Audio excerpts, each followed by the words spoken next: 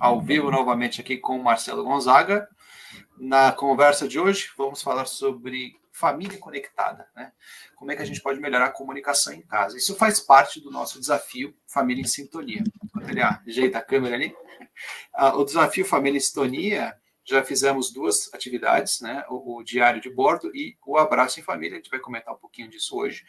E vocês vão ver nas próximas atividades muitas que dizem respeito à comunicação em casa, né? Coisas que trabalham comunicações mais efetivas, né? Coisas mais comunicações mais tranquilas, enfim. E isso vai permanecer várias atividades dessa até o final do desafio. Inclusive, né, como eu comentei em relação ao abraço, em relação ao diário, são coisas que é muito positivo que se tornem hábitos na casa de vocês. A gente vai falar um pouquinho sobre isso. E o Gonzaga novamente aqui conosco. Um prazer sempre estar conversando com você. Prazer, e enquanto o pessoal conecta aqui, eu tenho já... Vamos começar nessa família conectada, já essa coisa de conexão, a gente pensa logo na conexão na internet hoje em dia, não tem como não pensar, como é que está a conexão aí em casa? Está perguntando na minha internet como é que está, né? Então, a primeira pergunta aqui é sobre a tecnologia mesmo, né, Gonzaga? Você acha que essa questão de, na ponta dos dedos a gente fala com quem a gente quiser no mundo, né? Se isso traz benefícios ou malefícios, como é que fica esse equilíbrio aí na sua visão? O problema é o de sempre, né? A ferramenta é amoral, né? Ela está aí para a gente usá-la mal, de formas que quem pensou na ferramenta nunca nem suspeitaria, né? Eu acho que é assim que funciona. Quem inventa a ferramenta pensa, isso aqui pode ser usado para o bem e para o mal. Aí vem a pessoa e usa de um jeito que o cara nunca tinha nem calculado quão mal a coisa podia ir. Exatamente. Mas, em algumas coisas, obviamente, trouxe vantagem, né? Se você olha lá aquele filme De Volta para o Futuro, né? Quando o cara vai para o futuro, lá eles têm chamadas de vídeo, né? Que parecia um negócio impressionante em 1980. Isso, de fato, é uma coisa que a gente construiu e todo mundo que via ali ficava com aquela expectativa, né? Pô, tô louco para ver uma chamada de vídeo, para poder falar com a pessoa, né? E poder enxergá-la, para como se ela estivesse mais próxima. Aí já vem o espírito de porco, né? Eu, por exemplo, pensei na hora, como é que você faz no banheiro, né? Você nunca mais vai poder ligar para ninguém quando você estiver no banheiro. Então, sempre tem essas jogadas. Agora, obviamente que, por exemplo, eu quando era pequeno tinha meu tio, que eu gostava muito, foi para o Japão, ficou acho que uns 2 anos no Japão, alguma coisa parecida com isso. Meu contato com ele praticamente desapareceu, né? Porque era na época onde nem a internet ainda existia, né? Pelo menos não de forma pública, né? E telefonema para o Japão ia ficar um negócio meio impressionante, né? Você vendia o carro para fazer uma ligação de meia hora, né? Então, ele mandava cartas, né? Aquela coisa que o pessoal não sabe nem hoje para que serve. Então, hoje, já facilitaria muito uma comunicação desse tipo. Eu tive um amigo meu, também no Japão, né? O pai dele não é, né? Se não me engano, ou nascido no Japão ou filho de japoneses, né? E ficou morando no Japão para trabalhar durante alguns anos também. E ele, né, praticamente não viu mais o pai. Então, nessas circunstâncias, a gente vê que a tecnologia ajuda bastante, né? Ela traz uma nova dinâmica para as coisas que era impossível mantê-las. Agora, se você usa mal, né? Por exemplo, as pessoas são vizinhas e não mais se encontram porque elas podem telefonar no negócio, né? E ficar falando uma com a outra, a coisa já começa a perder um pouco o sentido, já fica um pouco esquisita, né? Fora todas as outras infinitas coisas, né, que são sugeridas com a facilidade da internet. Estou falando só do aspecto da comunicação. Então, de novo, né? Tem coisas boas e coisas ruins. Né? Sim. Faria a gente... você vê a molecada brincando hoje em dia, né? As crianças se encontram, vamos brincar, vamos. Então você vai para sua casa, eu vou para a minha, e a gente se encontra no videogame, né? Assim, não tem aquela... Ainda tem, mas é muito menos. Pô, vou na sua casa brincar, você vem na minha casa brincar. Na minha infância ainda tinha bastante isso, né? Você ia para casa do seu amiguinho. Hoje em dia, não, vai para sua que eu vou para mim. Porque é melhor, você tem o seu videogame, eu tenho o meu, né? Como é que vai jogar os dois juntos? Antigamente tinha, né, os videogames com 2 controles, 4 controles, hoje em dia é um só e olha lá, né? Sim. Cada um na sua casa. E eu até coloquei, né, falar também de restaurante, você vai no restaurante hoje em dia, você vê a criança ali com o tablet, invariavelmente a criança no tablet. Até é curioso, quando os meus filhos eram um pouco menores, a gente tinha restaurante, não tinha essa de ficar no celular. Bem pequenininho, teve uma época que sim, depois a gente tirou. E eles levavam coisinhas para fazer. E era toda vez o garçom falando, nossa, eu nunca vejo criança sem tablet, né? Eles falavam isso, né? E fica ali os pais, para ter aquele sossego, momento de sossego, joga a criança no celular, deixa e às vezes até está jantando num lugar e tem alguém com a galinha pintadinha no último volume do seu lado, né? E tem que deixar, não tem que fazer.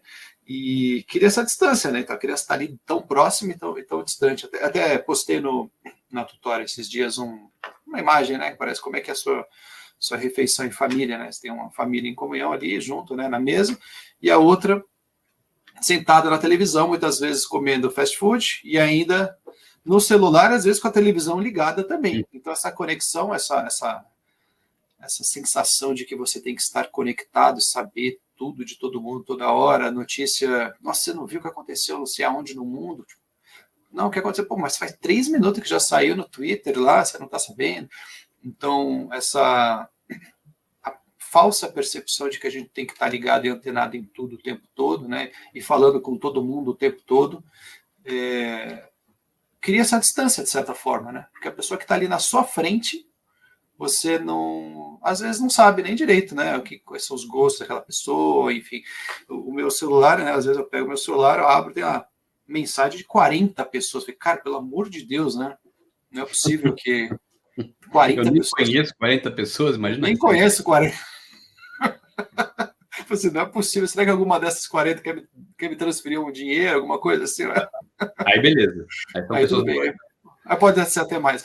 Mas essa sensação de que a gente tem que estar conectado o tempo todo com tudo e todos, na verdade, cria uma distância, né? Especialmente dentro de casa.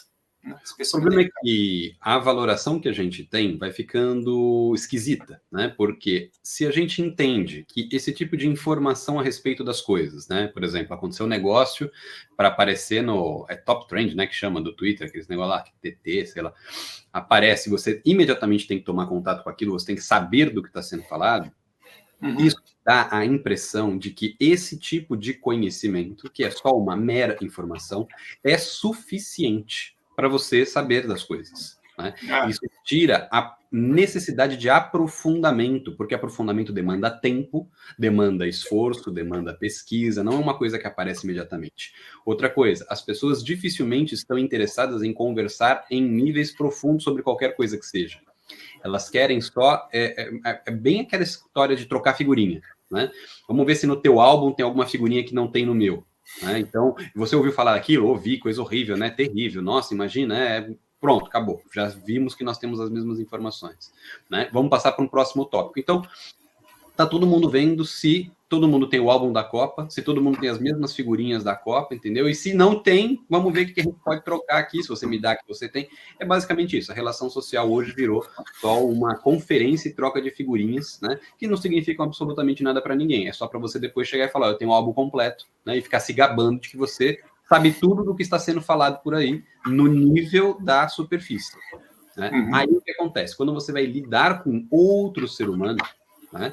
Que seja na convivência familiar, por exemplo, que é o que a gente está falando aqui como ponto principal, as pessoas são um pouco mais do que um mero conjunto de informações que são imediatamente absorvidas. Né? Então isso vai trazer uma dificuldade, uma complexidade no trato que você não está acostumado a lidar. Né? Na hora que você precisa conversar e realmente extrair dali alguma coisa, você não sabe nem como fazer isso. Né? Você não sabe para que está fazendo isso, para que eu estou me preocupando, né? Por que eu estou escutando o que outra pessoa tem a dizer? Então você perde essa noção. Você já tem impaciência, você não... fala rápido aí logo o que você quer, porque as informações que você tem para me trazer não são suficientemente bem cotadas para eu usar isso numa conversa com os outros, entendeu? Então, fica uma questão muito superficial. As pessoas aí mal conversam, né? Todo mundo tem celular, todo mundo acessa as mesmas coisas, vive na mesma casa, que conversa que vai ter que não aquela conversa, né, de, vamos dizer, retroalimentação, né? Eu vou aqui ficar vomitando as coisas que eu acabei de perceber, que você também acabou de descobrir, e a gente vai ficar só naquela conversa de elevador, entendeu? Então, a gente está, na verdade, reproduzindo as conversas de elevador para todos os ambientes que a gente tem. A gente só sabe falar do clima, da política, do raio que o parta ali, e só em termos absolutamente superficiais, porque é o máximo que a gente conseguiu descobrir também sobre cada uma dessas coisas. Então, Sim. Quando chega no aspecto, então, de necessidades, né? A pessoa tem que manifestar algo que ela quer que a outra pessoa saiba, ou que a outra pessoa perceba, as sutilezas da linguagem, né? De você dar a entender certas coisas, coisas que agradam, que desagradam, coisa que no trato social é normal, né? Tudo tem essas nuances, esses detalhes, essas circunstâncias, você vai perdendo essa capacidade. Até a própria redução de vocabulário, né? A redução de vocabulário é notável, porque quando você fala de manchetes de jornal ou essa comunicação de redes sociais, ela precisa ser extremamente assertiva e dar a emoção adequada, né? Quando você escreve uma manchete de jornal, ela não é só informativa, ela tem o objetivo de criar uma certa emoção na pessoa que está lendo. Então, essa linguagem, ela acaba sendo bem restrita, né? Você não consegue criar emoção também com todas as palavras do vocabulário. Então, você tem que reduzir e acaba que quando você precisa expressar até um sentimento próprio, um pouquinho mais profundo, um pouquinho mais sofisticado, né, mais complexo, você já não tem o vocabulário. E, bom, quem já se debruçou um pouquinho nesse assunto, quando você tem dificuldade de expressar as próprias emoções, dar nome às próprias emoções, aquilo te perturba. Você precisa saber dar nome às coisas, saber a diferença de medo, ansiedade, preocupação, e assim, a diferença de alegria, felicidade, aquilo faz diferença até na maneira como a gente vai pensar e como agir em cima daquilo. Então, além disso, tudo que você falou, tem também essa dificuldade de se expressar. Porque, assim, eu conheço algumas pessoas poliglotas, assim, que falam 5, 10, o que eu conheci mais falava 13 idiomas diferentes, e fluentemente. E ele dizia que, dependendo do assunto, era melhor pensar num idioma diferente, justamente por causa das nuances. Então, dependendo do assunto, ele raciocinava em inglês, em português, em belga, sei lá, russo, enfim, um monte de idioma. Tinha idiomas mais apropriados para determinados raciocínios. Então, você imagina a gente, né, praticamente em português, male o português, um pouco, às vezes, de inglês, né, fica com esse imaginário também restrito, né, a maneira de se expressar também, porque a gente pensa com a linguagem. Então, não é só questão de será que você está me entendendo ou não está me entendendo? Tem gente que fala isso, deixa eu falar errado, se o outro entendeu, tá tudo bem. Beleza, naquele momento fez sentido. Tudo bem, o cara entendeu, foi lá, você fechou ali o negócio que você precisava, se entendeu, mas no dia a dia, para pensar na própria vida, também faz diferença. Então, a gente acaba se desconectando até da própria realidade, né, com essa limitação do vocabulário, né? Sim, no caso, por exemplo, eu acho que, se não me engano, foi o Heidegger que falou que só daria para fazer filosofia de forma séria se fosse em alemão ou em grego. Né? O resto, as outras línguas, se fizessem filosofia, era um negócio assim, bem malemal, por causa da suposta, né, precisão da linguagem. O português, sim. Né, particularmente, é uma língua que tem alguma precisão. Então, até, acho que foi o professor Olavo, né, falou que para a filosofia portuguesa era uma coisa boa. Agora, para poesia já não era tão bom assim, porque a poesia lida muito com sinonímia, com palavras com mais de um sentido. Neste ponto, bati aqui. O inglês é uma língua muito mais profícua para poesia, porque a mesma palavra tem muitos significados. Agora, para a filosofia é uma droga, né? Porque você tem que toda hora inventar palavras novas para você ter a precisão necessária que o determinado termo, você falou no caso das emoções, exige. No caso do jornal, né, que você também falou, quantas emoções e com qual profundidade uma manchete de jornal consegue provocar? Que às vezes você precisa ler um romance enorme de 800 páginas para provocar uma emoção. Aí você fala, nossa, agora, né, eu senti, você precisa acompanhar aquela trajetória dos personagens. 800 páginas para no final você falar, não, agora eu senti a profundidade deste problema aqui. E o jornal, ele tenta reproduzir isso numa única manchete. Então você vai também se brutalizando, né? Você vai perdendo a capacidade humana da expressividade, você vai se expressando com cada vez menos possibilidades. Né? Então, a gente vai recrudescendo no aspecto linguístico. A questão da comunicabilidade, quanto mais elementos em comum nós temos uns com os outros, tanto mais fácil é de nós sermos entendidos. Agora, se a gente for usar isso para deixar a linguagem cada vez mais restrita, daqui a pouco a gente mal consegue se comunicar com as pessoas da nossa casa. Né? Porque elas têm muitas experiências em comum, mas não todas. Tá? Por isso que a linguagem ela tem uma estrutura mais ou menos rígida, né? Que é para garantir que pessoas com experiências vitais bastante diferentes ainda assim consigam se comunicar umas com as outras. Né? Que a pessoa fala, para que eu preciso aprender as regras, não sei o quê, que é para todo mundo ainda conseguir se comunicar daqui a 20, 30 anos. Porque senão ninguém mais vai conseguir fazer isso. Né? Você vai falar em grunhidos, no máximo em pictogramas, né? A gente vai voltar para a questão dos hieróglifos egípcios, vai desenhar e vai torcer para a pessoa entender, porque você já não tem condições de verbalizar essas coisas todas. Você precisa desenhar, você precisa tentar mostrar uma imagem. Né? Eu tô triste, aí você tem que fazer, você chora, a pessoa não entende, você tem que fazer o desenho de você mesmo chorando para ver se a pessoa entende. Tem os emojis, né, para isso, não é verdade? Chega no nível de loucura que daqui a pouco tá todo mundo completamente incapaz de identificar as coisas que as pessoas estão dizendo como coisas reais, né? Isso daí é uma coisa de comunicação que eu já discuti até com o pessoal de marketing aqui da minha equipe. Assim, não, você tem que colocar os emojis nas mensagens, né? Quando você for falar alguma coisa que a pessoa tem que ficar, nossa, espantar, nossa, tem uma live hoje, você tem uma carinha, você tem uma carinha, porque o cara não é capaz de perceber a emoção que ele tem que ter. Você já dá a carinha, ó, tem uma live, ou já você bota o emoji ali do carinha impressionado, pronto. Então o cara que está lendo vai saber que aquela frase é para deixar ele impressionado. Então você já dá o comando ali, né? Você já passa a mensagem por desenho. Acaba acontecendo isso bastante, né? É bem comum. A galera de marketing gosta de usar, às vezes eu coloco assim, mas eu acho meio... Não gosto muito dessa comunicação. Acho que a pessoa vai conseguir sentir sozinha ali o que ela precisa. Sim, não, bom, eu já não acho que ela vai conseguir, né? Porque a gente, né, tratando da questão dos meios sociais, né, das redes especificamente, já existe vamos dizer assim, uma linguagem própria. Né? Você, se tentar fazer um texto, uma dissertação, alguma coisa, isso não vai ser recebido, não vai ser nem lido, muito menos entendido, né? Porque o formato daquilo já se constituiu, né, como uma linguagem própria que, se você não obedece às regras internas da ferramenta, aquilo não tem repercussão nenhuma. Aí vem aquele problema duplo, né? Se eu não me comunico que nem imbecil, as pessoas não me entendem. Mas se eu me comunico que nem imbecil, eu ajudo a piorar a situação. É verdade, é verdade. A cada nova mensagem, eu vou ter que recorrer cada vez mais a esses recursos. Porque como eles são muito rápidos e já entregam, vamos dizer, a coisa mastigada, eles vão causando uma certa dependência de facilidade. É aquilo lá que eu comentei outro dia num post sobre quantidade de palavras diferentes em livros, que as pessoas tinham menos interesse em leitura, né? Especialmente as leituras para crianças. E aí eles fizeram uma pesquisa e falaram, bom, as pessoas estão lendo menos porque a leitura está chata. Só que aí o que eles fizeram? Bom, se está chata e a gente vai continuar fazendo, vamos fazer o seguinte, vamos deixar mais fácil. Uhum. E aí a cada ano, né, eles observaram que a quantidade de palavras diferentes ia diminuindo. Ou seja, tá chato, vamos deixar mais fácil. Até que chegou a pouquíssimas palavras diferentes num livro.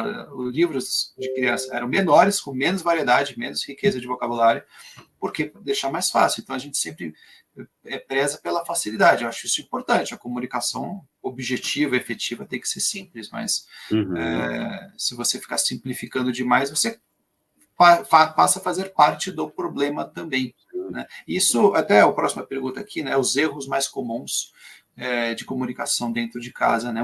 Um dos erros, não vou dizer que é o mais comum, mas um dos erros é a gente tratar a criança como uma incapaz de se comunicar. Né? Essa palavra é difícil, ela não vai entender. Eu sou a favor, usa a palavra, depois você explica. E se tiver muito difícil, também você não vai falar ela como se você estivesse numa comunidade científica ali, né? Usar o nome dos animais em latim, não precisa nome científico, né? Não, nada disso, mas vai trazendo riqueza de vocabulário para a criança, porque ela vai ali também, praticamente todo o vocabulário que uma criança aprende é em casa, não é na escola, não é na televisão, é em casa. Então, assim, quanto mais você conversar com seu filho, tanto melhor. Agora, tratando-se de erros que causam problemas na comunicação, aqui falando de ruídos mesmo, discussões ou simplesmente comunicações pouco eficientes, o que você diria que são os erros mais comuns? Não, eu vou até pegar a tua linha que você começou, porque para mim isso tá dentro desses erros, né, desses problemas. Sim. Né? Até colocando um negócio, eu não sei se foi você que falou, se eu escutei isso em outro lugar, que eles fizeram um estudo para ver a questão do vocabulário infantil, e descobriram que, não, eu já sei onde eu vi, é numa página da internet chamada Art of Manliness, que tem um monte de coisa legal lá. É um cara chamado Brett McKay e a esposa dele que organizam a página e ficam trazendo um monte de informações, né, aquele negócio. Eu acho que foi lá que eu vi. E eles foram procurar um estudo que mostrou que os pais, né, os pais especificamente, não o pai e a mãe, o pai. Então agora eu estou usando no gênero. Os pais são os maiores responsáveis pelo aumento do vocabulário das crianças. Porque a mãe tem muito dessa vontade, né, e até uma questão natural de facilitar, né? A mãe é um escudo emocional ali, ela tem uma características de uma proteção emocional clara, né? Não só emocional, mas física também. E também, a televisão, ela cai no mesmo problema que a gente estava falando. Ela não quer dificultar nada, ela quer facilitar cada vez mais, porque assim ela vai ganhando audiência, vai ganhando interesse, né? Ela não está preocupada com o desenvolvimento moral, espiritual, intelectual de ninguém. Ela está preocupada com audiência e com vendas ali dentro das coisas de programação. E a escola, né, como todo mundo já sabe há bastante tempo, ela já trabalha, se você for perguntar para qualquer administrador de escola, eles vão falar mais ou menos isso, com raras exceções. A escola é um negócio, né, que tem clientes, e esses clientes precisam ser atendidos no sentido de ter uma satisfação, que é um negócio bem problemático. Ou seja, quem é a única pessoa nessa história toda que não se importa com a criança estar, vamos dizer assim, satisfeita com a dificuldade da linguagem? É o pai. Né? Não entendeu? Então se vira aí, vai descobrir, entendeu? Ou explica. O resto não, vamos tornar a coisa mais mastigada, né? Vamos fazer com que a coisa fique, né, tudo com diminutivo para a criança entender. Não, o pai é o cara nessa história que fala, não, eu estou preocupado com a coisa funcionar, entendeu? Justamente por essa insensibilidade acaba preparando melhor, né? Nesse caso, é um pouco disso, né? Nesse caso, sim. O pai é o cara que... A mãe é assim, tá levando blusa? Tá levando isso? Tá levando o cachecol? O pai esquece de tudo e fala, agora vai ter que passar frio, se vira. Vai sobreviver, eu na neve, o máximo que vai acontecer é Então, é mais ou menos por aí. O pai é aquele que ajuda a preparar na dificuldade, muitas vezes, e no caso da linguagem acontece a mesma coisa. Então, vamos lá para os erros, né? Isso acaba sendo um desses erros problemáticos, né? Não o caso do pai falar em termos, vamos dizer assim, mais complexos do que a criança está acostumada e gostaria, mas da expectativa a respeito disso que pode acontecer. Então, isso que você falou, para mim, é a metade de um problema maior. Qual é o problema? É não saber tratar a criança como criança. Esse é o problema principal. Né? E aí, vamos ter os dois desdobramentos principais. É achar que ela é uma incapaz, é uma, né? Essa forma que você apresentou, e a outra é achar que ela é adulta.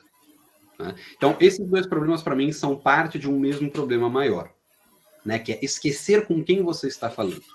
A criança a infância, né, melhor dizendo, é um momento da vida que tem uma série de particularidades. E uma delas é uma disposição muito acima da média, pelo menos das outras idades, de gostar de se envolver com as coisas, de ter uma curiosidade natural pelas coisas, de não se importar tanto em aprender coisas novas. Né? Por isso que a linguagem é grandemente formada nesse momento. Porque agora ele está descobrindo, ele quer ser entendido. E a criança tem uma certa humildade, a não sei que a gente estrague, né? Pelo menos nas crianças normais, vamos dizer assim. Que ela percebe que é ela que está se inserindo no mundo que já está lá. Né?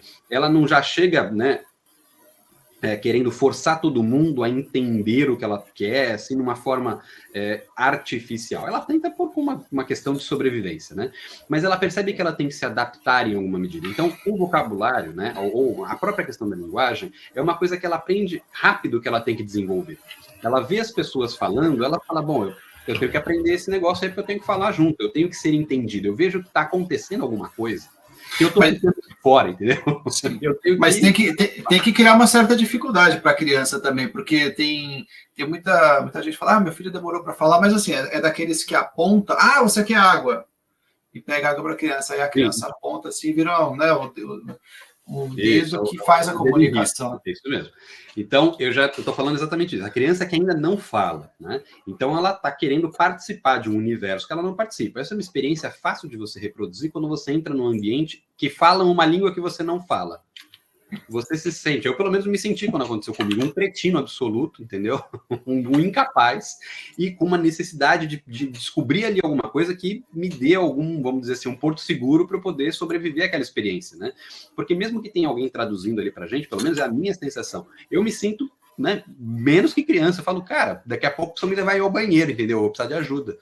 Porque eu não consigo entender nada do que está acontecendo aqui. A criança tem essa sensação. E ela, nesse sentido, é bem corajosa, porque ela vai tentando até uma hora conseguir. Ela vai prestando atenção em repetições, ela pede que repita muito para ela pegar mais ou menos o padrão. Né? Agora, isso já tem o detalhe, né? A criança precisa ver a boca também se mexendo para entender como é que faz, porque tem até aquela questão do neurônio espelho, que é aquele que observa e imita internamente os movimentos do que ela está vendo, é muito intenso nos primeiros anos de vida. Então, ela ver a boca se mexendo, ela consegue processar aquilo e depois tenta imitar. Então, se você... Isso não funciona na tela, tá? Isso que é um detalhe importante. Então, problema da tela. Se a criança tivesse... como é que é? Tinha um vídeo que era para fazer os bebês gênio lá, ensinava uns videozinhos que ensinava coisa para bebê, que o fundo era todo preto, né? E tinha o triângulo lá, este é o triângulo, né? Parece a pessoa falando triângulo. Era um negócio bem assim. E todo mundo, não, vou ensinar para o meu filho material de qualidade, um ritmo mais lento, menos estímulo. Não adiantava nada, assim, zero. A quantidade de aprendizado era mínimo. Agora, senta na frente do teu filho, começa a falar e deixa ele ver, né? Isso faz diferença. Aí é assim que ele aprende. Sim, porque a nossa percepção é muito mais do que só o bidimensional do que a gente está vendo na tela, né? Então, tanto tem o aspecto... Maurício, eu vou me cortar aqui porque o teu teclado está fazendo um barulho. Ah, é? Oh, perdão, eu estava resolvendo um negócio aqui, mas... Sem problema, só para avisar. Beleza. Então, no caso aqui, a criança, ela tanto precisa observar, literalmente ali, ela tem que estar presente, né, para ver a movimentação. Então, são dois problemas. O problema da tela, porque a gente pressupõe que só o fato da criança estar diante da tela, ela está aprendendo, ela não está, né, porque aquilo para ela é uma tela, em alguma medida, né, não é a pessoa. E em outra, quando a gente estava com aquele problema de ficar com máscara 100% do tempo, a criança também não tem acesso à movimentação e articulação da boca. Ela mal reconhece a outra pessoa enquanto pessoa, com metade da cara tampada. Né? Então, isso tudo é uma coisa assim, não é desprezível, são coisas importantes. Aí vem a questão. A gente também tem que perceber que cada um de nós tem uma certa modalidade, uma certa característica, etc. Alguns falam muito, outros falam pouco, né? Outros gesticulam muito, outros gesticulam pouco. Nós somos a primeira referência que a criança vai ter, né? Como o Maurício colocou. É em casa que ele vai aprender basicamente todas essas coisas. Depois ele vai tendo modulações, né? Obviamente que ele vai aprendendo conforme a vida e conforme as próprias características, mas a base é toda de casa. Então, em lugares, por exemplo, aqui na minha casa, né, propriamente dito, eu sou uma pessoa que não tenho muita vontade de comunicar e verbalizar as coisas. Naturalmente, que para a criança é uma dificuldade a mais que eu estou oferecendo. Não é uma dificuldade boa neste caso. É uma dificuldade ruim. Porque o que acontece? Acontece aquilo que o Maurício colocou. Não só por uma questão de facilitar de tudo que aponta você vai e pega, mas por uma questão de você dificultar de uma forma maior do que o normal a apropriação da linguagem, porque ela não tem acesso. Tá? Então, meu filho não fala. Ah, você fala muito com ele, para ele, na presença dele? Não. Ah, bom, normal, né? Senão ele era um extraterrestre. Né? Tem também o caso oposto, onde há um caso de muita verborragia, você fala, muita criança, ela não tem nem espaço para treinar. Né? Então, você também tem que permitir que ela tenha um espaço para tentar, para balbuciar, para começar. A pessoa que completa muito o que a criança está falando. Ela mal começa a falar, você já completa, vamos dizer assim, para facilitar o esforço dela. Esse esforço não pode ser facilitado. Esse é o esforço certo que a criança e é curioso como o tempo de resposta das crianças pequenininhas é muito grande. Então, às vezes, você chega para a criança e fala assim, o que você quer comer? E a criança fica olhando para você assim, pô, acho que ela não está me ouvindo. Só que, assim, o tempo de resposta de uma criança muito pequena, às vezes, chega a 30 segundos, às vezes até 1 minuto. Então, ela está ali fazendo um cálculo super sofisticado, está ali renderizando, aí fala, então peraí, ela... Então, às vezes tem que deixar esperar, né? Esperar, simplesmente. Assim, dá tchau. Você vê os bebezinhos no colo, você dá tchauzinho, às vezes você percebe a criança dá uns 15 segundos, ela vê a mãozinha assim, mexendo, ela tá se esforçando. Um baita esforço, inclusive. Lógico, porque ela não tem a resposta pronta que nem a gente tem, né? Nós já temos situações suficientes para, vamos dizer assim, ter uma caixinha da resposta imediata, né? A hora do dar tchau, já beleza, já sei qual é a mão, já sei qual que é isso, qual que é aquilo, estende a mão para cumprimentar. A criança, você estende a mão para cumprimentar, ela fala, o que é isso? É aquele negócio, né? Qual é o neurônio, né, que eu tenho que ativar para minha mão levantar? Quando é pequenininha, é praticamente isso. Mão errada, né?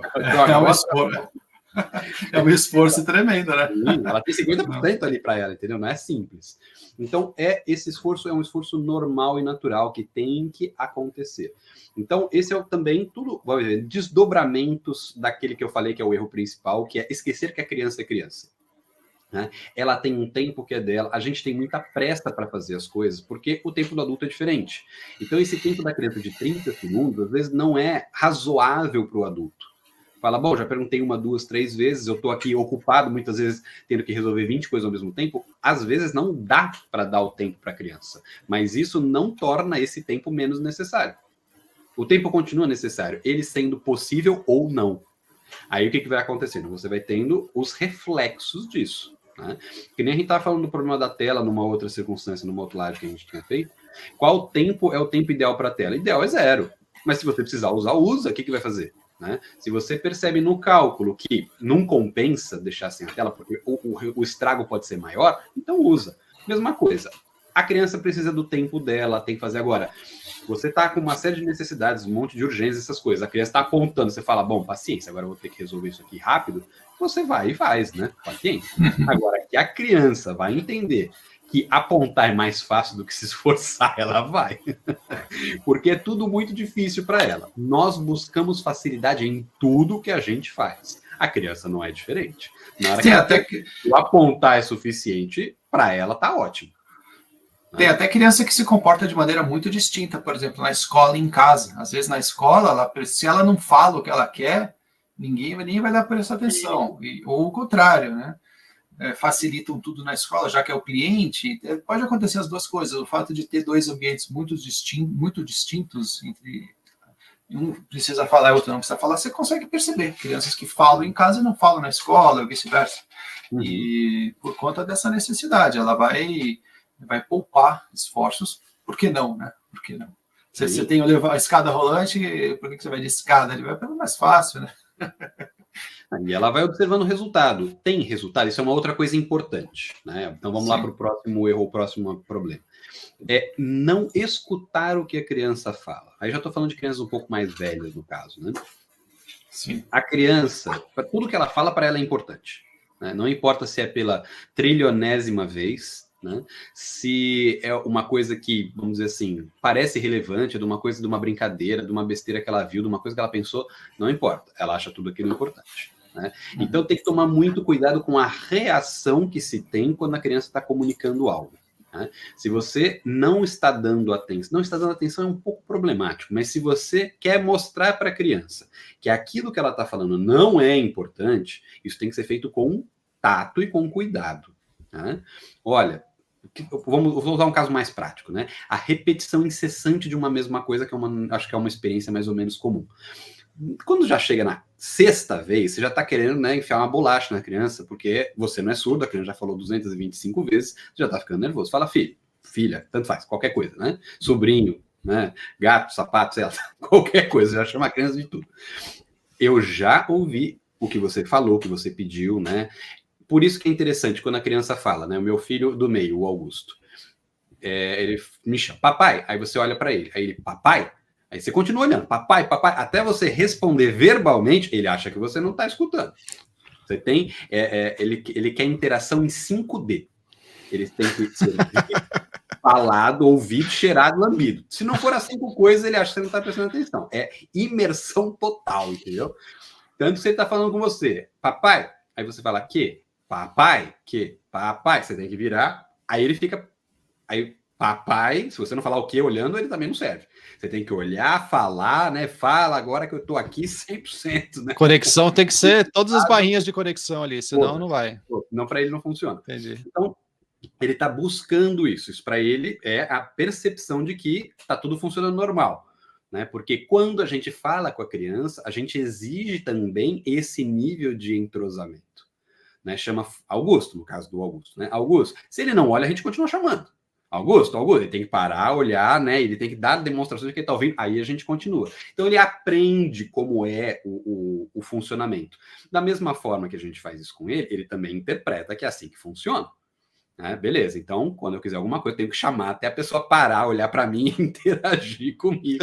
É o que você exige dele, provavelmente, né? Exato, então, é a garantia que ele tem de que está funcionando, né? A comunicação agora foi estabelecida, né? Ligou, sinal funcionando. Ótimo, agora a gente pode começar. Então, isso para ele é, vamos dizer assim, o passo a passo, né? É o protocolo. O protocolo para a iniciação de uma conversa tem que ser esse. Porque é assim que ele mais ou menos entendeu que a coisa funciona. A partir dali, o Augusto ainda não fala nada, né? Praticamente, ele fala muito pouco. Mas o Melchior, que é o mais velho, já fala, né? Muito e bastante ali sobre toda e qualquer coisa que existe que chega sob a atenção dele, ele fala. Então, tudo para ele, de novo, né? É importante. Se a gente quer cortar, tem que fazer esse corte de forma muito bem pensada. Fazer esse corte com brusquidão, com pouca atenção, com coisas nesse sentido, não é bom. Porque a criança não sabe interpretar aquilo. Ela não sabe se você está cortando por causa do assunto, ela não sabe se você está cortando ela, né? Se você não está interessado nela, ele não sabe nada, né?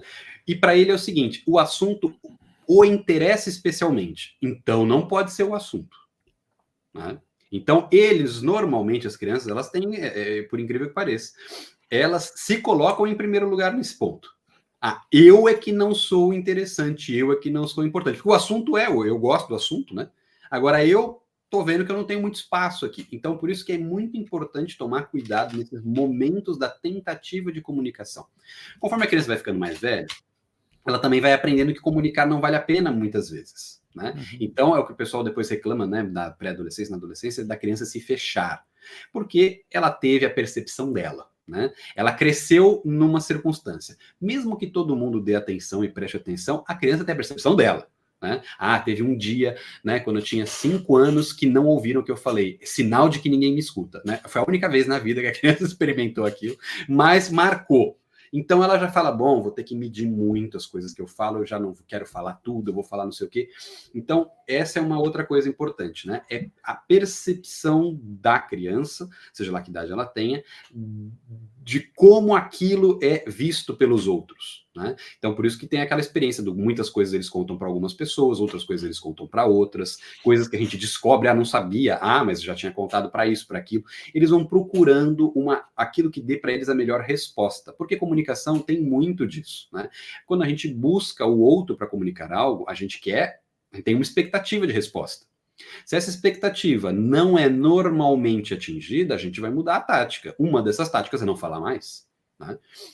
Então, aquela história, a criança tem muitas coisas que para o adulto não são interessantes. Mas se ele deixa isso muito claro muito tempo, a criança para de falar com ele quando for necessário. Tem um filme do Sean Connery e do Harrison Ford, é o Indiana Jones. Né? O Indiana Jones é o último dos antigos, né? E a Última Cruzada. E aí mostra quando ele era mais novo, não era criança, mas era mais novo. E o pai sempre dispensava. E mais tarde no filme ele reclama disso. Né? Ele fala, porque você nunca me falou essas coisas. O Indiana fala para o pai, né, para o Sean Connery, ele fala... Não, desculpa, ao contrário. O velho fala para o filho, né? Você nunca me falou essas coisas? Aí ele reclama, lógico, você nunca prestava atenção. Aí ele, mas você foi embora de casa logo quando você começou a ficar interessante, que era quando ele ficou jovem. Ele ficou tão indignado quando ele era criança e adolescente, quando ele ficou jovem, ele foi embora, foi viver a vida dele. Ele fala, bom, logo ali que você começou a ficar interessante, você foi embora?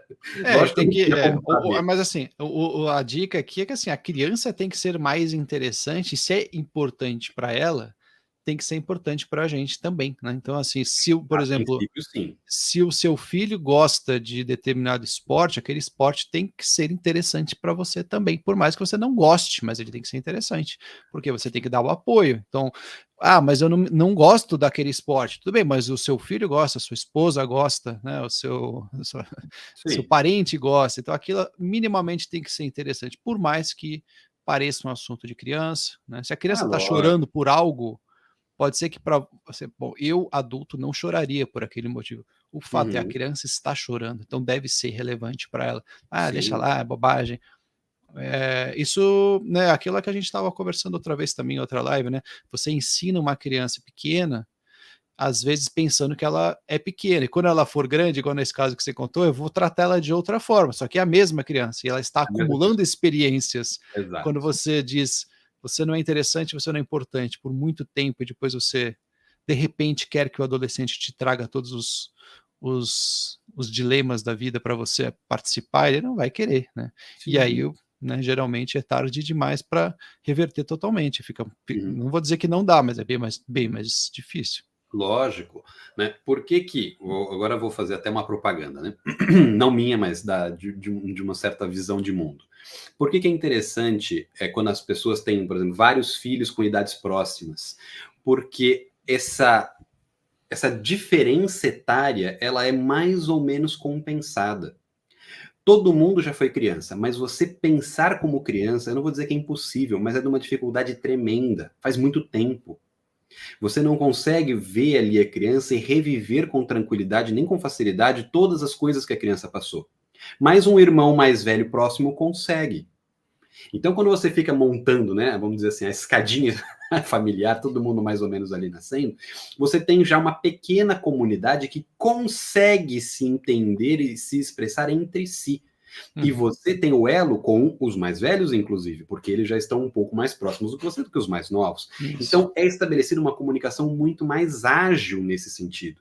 Porque não há uma discrepância tão grande de experiências de vida, de formas de enxergar o mundo. Isso que você falou é tão verdade que fizeram aquele teste que eu comentei outra vez também, que pegaram crianças recém-alfabetizadas, alguns anos depois de serem alfabetizadas, pediram para elas ensinarem as crianças menores a ler. E eu não sei exatamente por que fizeram esse teste, mas o fato é que ele deu tão certo, as crianças pequenininhas aprendiam tão mais facilmente com os ligeiramente mais velhos a ler, que eles proibiram, interromperam a pesquisa porque os professores estavam incomodados. Como assim? Uma criança ensina melhor que imagina, ele nem é formado em nada, né? O fato é isso que você falou, né? Essa comunicação é muito mais próxima. Lógico, é mais óbvia deles. Né? Para nós é muito pouco óbvia, é muito difícil para a gente ter esse contato, né? Tem pessoas que conseguem, mas é difícil de qualquer maneira. E aí vai gerar um outro problema depois, né? Se você parece mais criança do que adulto, para criança isso também é ruim. Né? Porque ela não tem a referência de adulto. Eu quero ser igual esse cara quando crescer, ele quer ser igual eu agora. Tá? Fica meio bagunçado, fica esquisito. Então, as coisas têm uma ordem natural, não é à toa, entendeu? Por mais que a gente queira brigar contra a natureza é meio que mais forte, gente, sem querer ser chato, assim, né? Ela tá aí há muito mais tempo, ela costuma ser, assim, meio tirânica nas coisas. Geralmente ganha, né? Exato, geralmente ganha. Então, por exemplo, essa questão que você colocou do esporte é interessante porque aí a pergunta, né? A parte da comunicação, por que ela é importante? Se a gente não gosta de uma determinada prática esportiva que seja, e de repente a criança aparece com muita vontade de fazer, ela tirou isso da onde? De onde veio esse interesse súbito em uma coisa que nunca foi dita nem estimulada por ninguém do núcleo familiar? Entendeu? Isso é importante você descobrir por conta da comunicação. Eu particularmente, acho impossível. O esporte não é uma coisa da natureza das coisas, né? Não existe ali, né, a árvore, o boi, o futebol, né? O futebol é um construto social, não é um dado ali, um fato. Então, alguém, em algum momento, em alguma medida, apresentou aquilo. Tá? E as crianças normalmente têm relações afetivas com coisas que estão ligadas às pessoas que são próximas e que gostam dela e que ela gosta. Né? Então, a comunicação é importante para perceber essas coisas acontecendo. Né? Há muitos casos, eu lembro de cabeça, já lembro de alguns, em que as crianças, por exemplo, por algum motivo, né, decidiram fazer coisas que eram muito mal vistas dentro de casa. Isso gerou um problema seríssimo, porque elas não abandonaram por causa disso. Né? E isso, às vezes, gera distanciamentos que são irreconciliáveis depois, né? Porque eles não conseguiram se entender. Né? Então, é importante você ter esse acesso e essa comunicação para que você descubra como é que a criança chega a determinadas conclusões. Mesmo que você considere, por exemplo, foi o caso, né, que eu escutei, de um determinado esporte nocivo. Né? Então, você, enquanto pai, responsável, educador, o seu dever, se é que o esporte é nocivo mesmo, né, tem que levar isso em consideração. Como que você vai desconversar a criança naquele aspecto? Como é que você vai fazer ela se aproximar de uma coisa que você considera mais construtiva, mais interessante, mais proba, mais alguma coisa? Isso não é dando uma ordem que vai acontecer de uma hora para outra. Sim. Isso é todo um trabalho de convencimento que exige que você descubra a origem daquele interesse. Sem comunicação, nada disso é possível. A não ser que vocês me digam que vocês são telepatas, essas coisas todas, né? Se forem, me falem. Né? Eu tô louco para descobrir. Se for técnica, eu quero aprender. Falar é muito chato, dá muito trabalho. Mas é o que a gente tem. Né? É o que nós temos à nossa disposição. Então, a comunicação é importante para depois não cair naquela história do olha para o filho, né? Para a criança, que idade seja, e ela ser um mistério insolúvel, né? Se a esfinge. Fala, como é que eu criei a criança, né? Tô convivendo com ela há 10 anos, 15 anos, 20 anos, 30 anos, sei lá, quanto faz. Você olha e não reconhece mais a pessoa. Tá?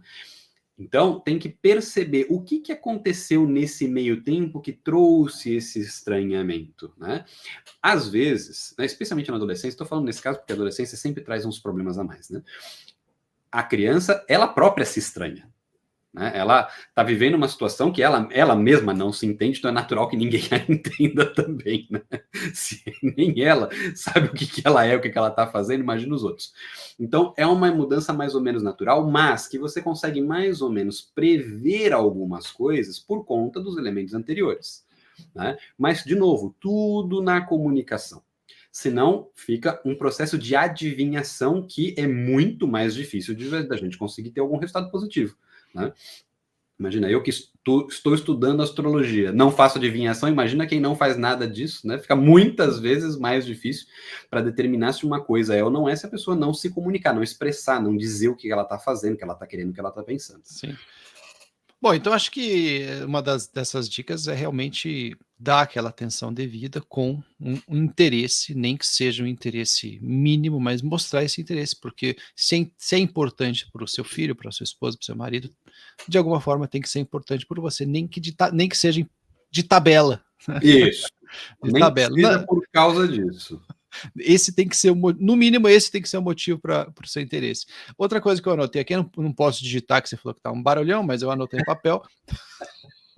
Que tem dia que esse negócio de suprimir o ruído funciona, tem dia que não funciona. Né? Aqui, ó, outra coisa que eu diria que é um erro comum é o hábito, né, um vício aqui no caso, de gritar.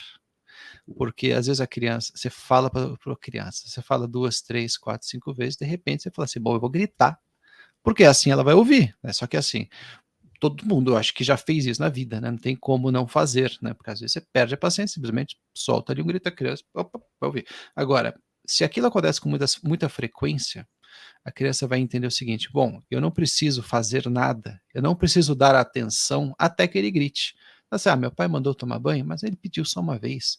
Eu vou esperar ele pedir mais umas 200 vezes, aí quando ele gritar na vez seguinte, aí eu vou, porque aí o negócio ficou sério. Então, aquele negócio, né, que a gente está falando do mínimo esforço, né? Bom, tá falando, deixa. Ele também vai aprender a ignorar. Bom, se ele não gritou ainda, não precisa nem responder. Aí, então, esse eu diria que é um erro bem comum, né? Essa do grito. Outra coisa que eu coloquei aqui no papel, depois eu vou ter que passar para o computador aqui, mas eu coloquei no papel, que é a comunicação em casa ser basicamente focada em cobranças e problemas. A criança senta ali para conversar com o pai, a mãe, como é que foi na escola? Teve prova? Como é que estão as notas? Você está fazendo a lição de casa? Você já tomou banho? Arrumou o seu quarto? Fica aquela lista de... Deixa eu fazer um checklist para ver se a criança está fazendo o papel dela, se ela está sendo, né, obediente. E fica, muitas vezes a conversa nesse tipo, ela se torna uma conversa de cobrança, não é aquele tipo de situação, aquele tempo junto com os pais que a criança anseia por ter, né? Fica um negócio chato, fala assim, meu pai vai chegar do trabalho, vai chegar de mau humor, porque o dia dele foi ruim, vai me encher de perguntas para ver se eu fiz o meu papel aqui, né? Se eu fui um bom funcionário dentro de casa, fui um bom menino, e fica aquela conversa chata, então às vezes você nem quer que não, meu pai vai chegar e vai encher o saco. Então eu diria que é um dos erros comuns hoje em dia é focar a comunicação em soluções de problemas e cobranças. Fica muito menos interessante, é muito mais interessante você chegar para alguém, o que você fez hoje de interessante, o que você aprendeu, o que você gostou, como foi a conversa com seus amigos, e se interessar de novo, né? Volta o interesse, se interessar pela vida da criança. Muitas vezes os problemas de comunicação estão aí, né? Vocês vão ver mais para frente no desafio lá, tem algumas coisas do tipo, você sabe qual que é a cor favorita do seu filho, qual que é o bicho favorito, o que ele aprendeu, que mais impressionou ele nos últimos meses, sei lá, se interessar pela pessoa, né, e não só pelo que ela está fazendo no checklist, né? Isso é outra coisa que eu anotei aqui. Não, a parte do grito, né? Tem coisas interessantes. Vou fazer uma relação. Uma época, porque, de novo, né? Como você falou, eu considero hipoteticamente a circunstância de alguém não gritar nunca. Mas é bem hipotético, viu? Porque, né, na real, sempre vai acontecer. E por conta do negócio de obediência, né? E tudo. E aí teve uma época que a Luísa, minha esposa, ela começou a fazer o negócio da contagem, né? 1, 2, 3, né, para a criança fazer, e aí, naturalmente, eles esperavam o 3 para começar a se mexer. 2.9 vai. Quando era eu na história, falava, para contar 3. Aí já saía correndo para fazer. Já pulava. Você basicamente fala assim, 1, 2, fica de boa. Já era, fica para ti aí, o 3 eu já vou direto. Só precisa fazer o 3. A criança percebe, né? Por mais que o pai, por eventualmente a mãe, não grite, supondo que tem alguém que consiga nunca fazer isso, vai ter algum sinal ali, nem que seja vai apertar um pouco o olho, vai de repente, né, ficar com uma cara um pouco de... Algum sinal vai passar, pode não gritar, pode não contar até 3, mas eu vou te falar, alguma coisa ele vai fazer. E isso é até importante que aconteça, porque ela mostra uma certa previsibilidade para a criança, que ela está aprendendo dentro das relações sociais. Se você briga com ela, com a famosa poker face, para a criança é altamente confuso. Porque ela vê você falando feliz, vê você falando triste, você falando com raiva, tudo igual, ela fala, ferrou, entendeu? Não sei o que está acontecendo. Para ela é tudo um risco constante. Isso gera uma tensão eterna na criança. Sim. Ela não pode viver numa tensão contínua. Ela tem que saber. E esse conhecimento é normal, né? Ela vai pegando por expressões, por movimentos, por entonações. Ela fala, beleza, isso aí eu lembro que eu levei uma na bunda por causa disso. Melhor eu ficar esperto para não levar 2, né? Isso é normal. Ela é a previsibilidade da relação social mesmo. Agora, se você, né, tudo impassível. Vou meter a mão em você, hein, moleque. Aí vai lá e mete a mão com essa mesma cara. Aí depois, muito legal, adorei isso aí que você falou. A criança fala, velho, o que tá acontecendo? Entendeu? Ela fica muito confusa, isso não é bom. Então é bom que você dê essas dicas mesmo, mas ela aprende, né, a levá-las até o limite. Então você vai contar até 10, ela só se mexe no 10. Até 3, o 3 conta 1 no 1. Ela vai se mexer só na hora que ela percebe que ali está sendo importante. O grito é a mesma coisa. A partir do momento que o grito é um recurso, ela vai aprender que aquele recurso existe. Às vezes, o que acontece? As situações de extrema urgência, em 1000 aspectos, a criança, por exemplo, vai cair, se arrebentar, vai enfiar a faca no olho da outra, entendeu? Porque elas estavam brincando. Ali é aquela história, eu não grito. Nessa hora é bom você gritar, para não acontecer alguma coisa. Isso é importante para você também entender qual é o critério que você usa para lidar com a criança. Se esse é o momento do grito, é importante só usar o grito em situações análogas a essa, de risco, porque a criança aprende. Os meus pais não gritam. Quando eles gritam, é porque alguém está prestes a morrer. Então, essa hora eu tenho que obedecer instantaneamente, porque posso ser eu, entendeu? Que vou morrer. Ela percebe que é uma coisa muito grave. Se você grita ou bate por qualquer motivo, tudo para ela é insignificante, porque tudo ela sabe que vai acontecer aquilo. Vira uma linguagem comum, né? Sim. Para qualquer... É aquilo que você falou, né? A criança vai identificar uma situação de emergência, de necessidade de urgência. Agora, se aquilo acontece o tempo todo, então faz parte da comunicação. Exato. Então, sempre que eu precisar... Urgente, nada é urgente. Exatamente. Se eu precisar de qualquer coisa, basta eu sair gritando aqui ou repetindo o comportamento, fazer careta, né?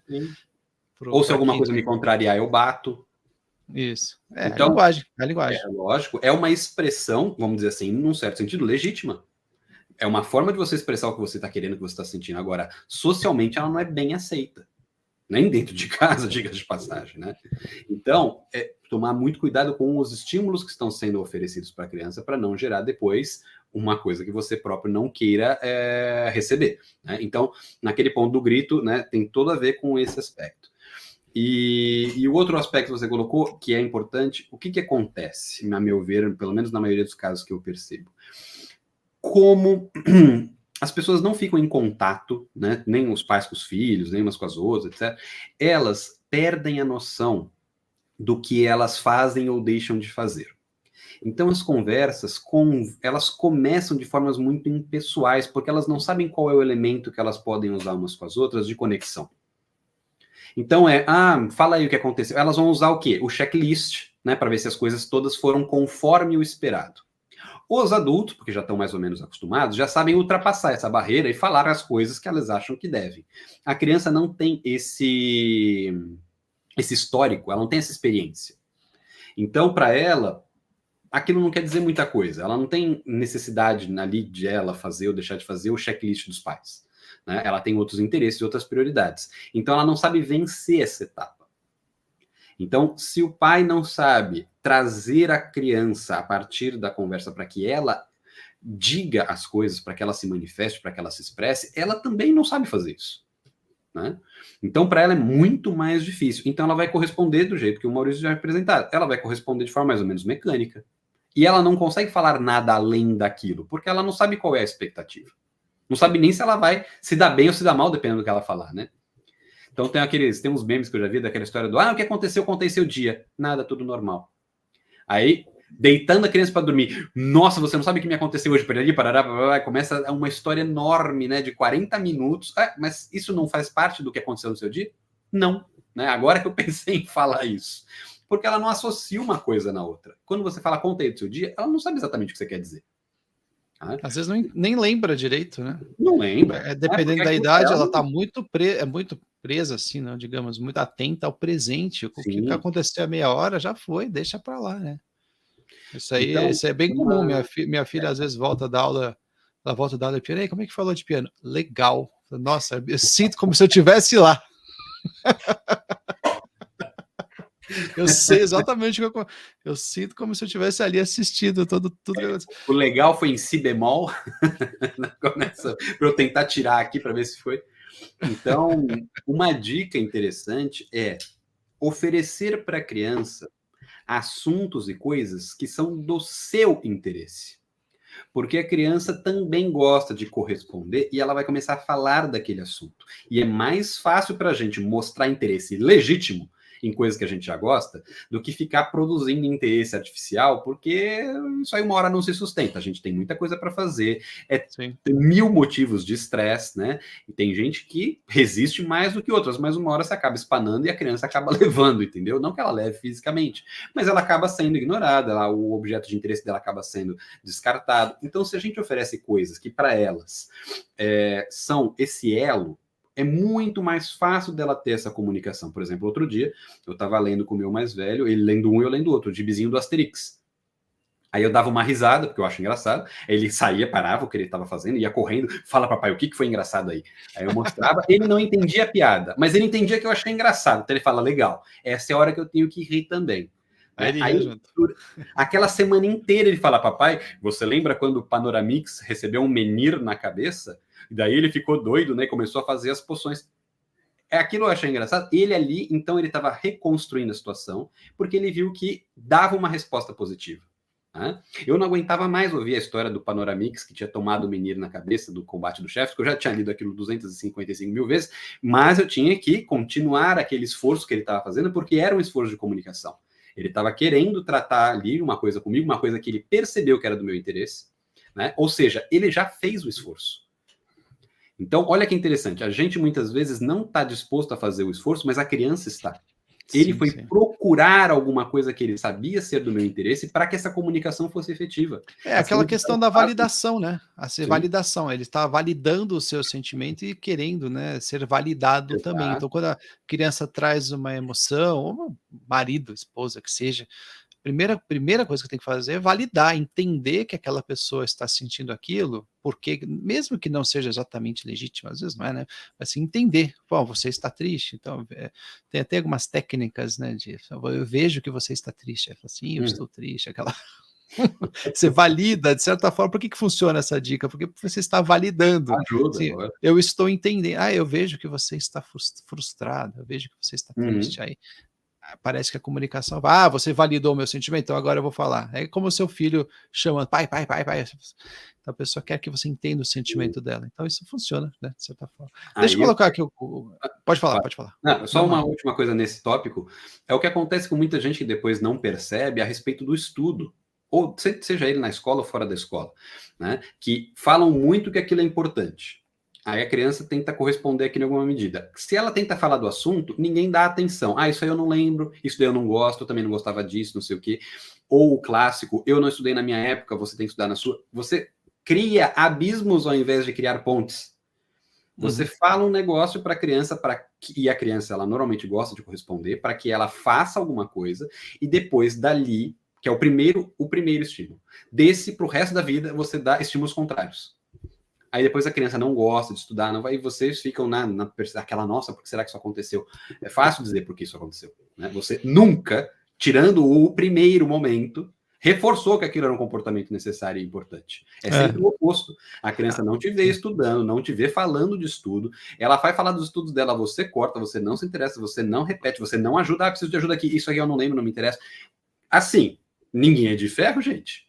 É uma pobre coitada nessa história. No grupo de WhatsApp que a gente tem aqui da Tutora, tem um grupo de interação, né? E teve uma pergunta lá sobre como é que eu coloco os meus filhos para participar das atividades em casa, né? Das tarefas de casa.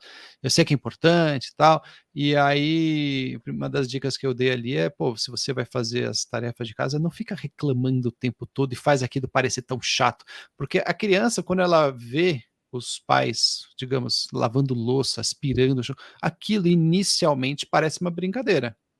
Tanto que a criança imita por brincadeira, ela está brincando. Então, às vezes, você pode dentre várias dicas aqui que eu passei, uma delas é não fique reclamando, não torna aquilo tão chato. Né? Não torna aquilo, porque depois é um estímulo contrário, é tão chato e eu preciso que você faça para mim. A criança não vai querer fazer. Agora, se começar como uma brincadeira, bom, deixa eu ir lá, faz um saquinho de lixo, a criança vai lá, põe um lixo do lado de fora, coisinhas que, de acordo com a maturidade, né, e de aquilo de forma agradável, você vai instalando um hábito positivo, pouco a pouco, né, de uma maneira agradável. Então, assim, e a crítica constante vai desestimulando. Não é assim que faz, não é assim que faz, não é assim que faz. Tá bom, então tá bom. Não quero mais brincar. Não quero mais. Faz você então, né? Não quero mais brincar. Se funciona com adulto, vai funcionar com a criança também. Tem a Débora aqui, eu não lembro se a Débora já participou de alguma live aqui, não lembro. Se for nova aí, bem-vinda. Tem muitas lives, inclusive as anteriores. Essa aqui é a 27ª, então estamos aqui trazendo muito conteúdo pelo YouTube. A mesa do jantar tem sido o momento para todos falarem um pouco do dia. Esse, inclusive, do jogo dos hábitos, tá aqui. A refeição em família, aqui, a refeição em família é o que eu considero talvez o hábito mais importante. A refeição em família e o abraço em família, que eu coloquei lá no desafio essa semana. Então, assim que você abre o baralho, a primeira carta é do abraço e o da refeição em família, aqui, ó. Refeição em família aqui. É o que eu coloquei, inclusive, mais pontos, porque, de fato, é o momento frente a frente, de preferência os celulares afastados, né? Deixa o celular um pouquinho de lado, porque é aquilo lá que a gente falou. Inclusive, tem um vídeo que eu postei no Instagram que mostra o pai repetindo a mesma cena, um que ele está no celular, outro que ele está olhando para a criança. A criança literalmente percebe o pai como se fosse uma pessoa ausente, como se ele não estivesse ali quando ele está no celular. Ele está totalmente fora. O corpo está ali, mas a atenção está distante, então ele se sente sozinho. Então, na mesa de jantar, na mesa de refeição, além disso, né, de cada um poder falar um pouco de si, até porque tem toda essa questão de validação. Mesmo para o pai chega em casa frustrado com o trabalho, aconteceu alguma coisa, fala, pô, hoje eu estou chateado, aconteceu isso no trabalho. Tudo bem que geralmente os homens não gostam de desabafar em casa assim, mas às vezes é bom mostrar ali, olha, eu tenho aconteceu isso, a criança também vai, pô, na minha escola aconteceu isso. É até legal porque durante o dia da criança ela vai pensar, isso aqui eu quero contar para os meus pais. E aí no final do dia tem algo para falar, algo para levar para essa mesa de jantar. Porque uma hora alguém vai perguntar para ela, pô, como é que foi o seu dia? Então, durante o dia mesmo, ela vai pensando, isso eu vou querer falar, isso aqui eu vou querer falar, isso aqui eu vou querer falar. Isso é um hábito, sim, excelente. Talvez um dos melhores hábitos para se ter em um lar. Eu diria que é, de fato, sentar para comer junto e conversar. E até, né, de preferência, a televisão desligada, porque senão a criança vai contar do dia, senão fica quieto, tá passando alguma coisa ali que eu quero, aquilo que está na televisão é mais importante do que o dia do seu filho. Então, de preferência, celulares, televisão ali, deixa um tempinho de lado e realmente foca. Isso aí realmente, eu diria que faz toda a diferença. Isso evita muitos problemas depois na adolescência e até depois. Então, muito legal, Débora. Não sei se você está online ainda, mas é realmente muito bom ver pessoas fazendo isso. E tenho aqui da Thaís. Essa aqui é mais antiga, né? Essa é uma grande diferença entre homens e mulheres. As mulheres comunicam tudo e mais um pouco, e os homens o mínimo. Acho que foi quando você falou que fala pouco, né? Mesmo com seus filhos. Tem até algumas dicas de educação, né? Que tem uma cadeira, uma mesinha, não sei exatamente o que é aquilo, um pouco dos dois, que a criança pode subir, ficar mais ou menos da altura dos adultos e ver a mãe, às vezes, preparando uma refeição, às vezes ver o pai mexendo com alguma coisa. Você inclui elas naquilo que você está fazendo, está falando, porque realmente assim, muitas vezes a criança fica incomodada por tédio, ela está ali entediada, está tão interessada no que os pais estão fazendo, simplesmente de dar essa oportunidade de ver e participar, às vezes fazer alguma coisinha, também faz muita diferença. E sempre, né, conversando, falando, mamãe aqui vai descascar batata para fazer o jantar, assim, fala pouco, né, não exagera também. Não, mas o que a Thaisa falou é uma relação mesmo visível, né, da diferença do homem e da mulher, e por isso que é importante as duas influências, né, porque as crianças são todas diferentes, quanto mais modalidades ela consegue perceber dentro ali da família, né, é interessante para ela porque ela percebe que ela também tem oportunidade de ser outra coisa, né?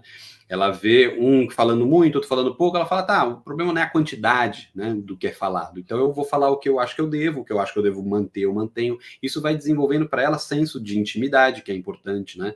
A criança, ela não... Ui, chutei isso aqui. A criança não precisa falar tudo, né? Agora, ela não sabe o que falar e o que não falar. Isso é uma prática que muito adulto também não aprende. Fala mais do que deve ou não fala coisas que são importantes. Então, isso tudo é interessante porque para elas são experiências de vida. Né? A gente não percebe, porque são para nós também, porque a gente está muito acostumado. Agora, para a criança, ainda são poucas essas experiências e cada uma delas é importante para ela usar aquilo como parâmetro. Né? Então, se é todo mundo muito igualzinho, a criança ela vai se sentindo compelida a imitar naquele mesmo formato, mesmo que a tendência dela seja outra completamente diferente. Né? Esse é um dos problemas da educação coletiva. Agora, se um fala muito, outro fala pouco, um fica bravo por umas coisas, outro por outras, ela fala, existe uma diferença aí que eu também posso ser diferente, normal. Né? Isso é da vida normal e é interessante que aconteça assim. Agora, óbvio, né? Existe um limite para baixo e para cima, que aí mesmo que você tenha essa tendência, eu sou, né? Eu posso falar, mas me comporto como mudo. Então se esforça um pouco, né, para ter alguma comunicabilidade. A outra, eu falo tanto que eu não deixo ninguém falar, se esforça um pouco para escutar um pouco mais. Isso é uma regra social, inclusive, que a gente tem que obedecer. Por que não fazer dentro de casa? Né? Tem a frase clássica, né? Você tem duas orelhas e uma boca para ouvir mais do que falar. Nossa, eu dei essas frases prontas, mas não é de mas tudo. Elas não são prontas à toa. Nesse caso, acho que talvez tenha outras que morreram aí com o tempo, mas essa perdurou e faz algum sentido, né? Na comunicação, você tem que estar mais atento, né, ao outro, isso é importante. Inclusive, quem está aqui acompanhando o desafio da tutora Família em Sintonia, a Débora, pelo visto, o desafio de amanhã não vai ser um problema. amanhã às 8 horas da manhã já vai sair lá no perfil, né? Quem quiser participar do grupo do WhatsApp, manda uma mensagem lá no Instagram que eu mando o link, né? E aí você entra no grupo de discussão, tem aparecido umas conversas bem interessantes, perguntas, enfim, sobre essas tarefas, enfim, surgindo assuntos, então tem sido bem interessante a conversa lá. E eu acho que é isso, né, Gonzaga? Você tem mais alguma coisa aí para trazer? Não, acho que, pelo menos que me veio à mente, era isso mesmo. E é importante, né, como eu coloquei, inclusive, melhorando a comunicação em casa, coloquei na chamada de estar sempre atento à qualidade da comunicação, porque é o tipo de coisa que se você descuidar, simplesmente parar de prestar atenção, a tendência é que ela fique ruim. A gente tende a dar prioridade para outras coisas, tende a esquecer, né, de ser cuidadoso ali no trato com as crianças, tende a fazer as coisas erradas. Então, assim, os bons hábitos aí, nesse caso, devemos estar sempre atentos para não incorrer em problemas. Então, a dica também que eu dou aqui no finalzinho é cuide disso constantemente, né? Não é algo que você resolve uma vez e pronto, agora a comunicação está boa. Não, você vai ter que todo dia ter esse cuidado, né? E a gente vai trabalhar bastante isso ao longo do desafio e nos próximos assuntos aqui na tutória, justamente esse, né? Esteja sempre atento. E acho que é isso, Gonzaga. Se você tiver mais nenhum comentário aí, acho que a gente pode encerrar, agradecer aqui a audiência do pessoal e Acho que é isso mesmo. Semana que vem, Gonzaga vai dar uma descansada da live, estaremos com o Clóvis, e na outra semana com a Elisa. A Elisa, ela conhece muito sobre alimentação, né? Falar um pouquinho sobre hábitos alimentares e comportamento. Vamos falar um pouquinho sobre distúrbios alimentares e a origem, né, comportamental. Então acaba tendo a ver com o que a gente está falando aqui. Com o Clóvis, semana que vem, a gente vai falar das 5 linguagens do amor para a educação, que é um livro famoso, e a gente vai usar essa comunicação voltada também para a educação dos filhos, que tem também muito a ver com o que estamos falando hoje. Então aguardo vocês semana que vem, quinta-feira, sempre às 9. Gonzaga, valeu pela participação aí. Maurício, é um prazer. Boa noite a todos. Legal. Débora está ainda aí? Não sei se você saiu, não saiu? Legal, obrigado por ter acompanhado aí. Espero você na semana que vem também, Débora. E os demais que estão aqui acompanhando, mandando boa noite a todos e até semana que vem. Até.